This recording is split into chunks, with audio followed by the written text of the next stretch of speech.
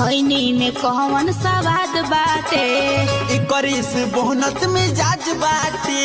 अच्छा इतना मिजाज बनता? अरे हाँ हो।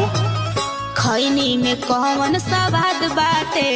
इकरीस बोहनत मिजाज बाटे। हमारे पास सुन ले। खैनी तू छोड़ा चाहे हमारा के, सौटे के मिली ना तोहरा के। का चाहताड़ू धनिया धनिया अरे रानिया। तो सुन ले, छोड़ी द खैनी खाइल बलम, तबे चुमा तो हके दे हम। छोड़ी द खैनी खाइल बलम, तबे चुमा तो हके दे हम। अरे धन खैनी से हमारे के दूर मत करो, यह तो हमार मिजाज के एकदम टनाटन करेला।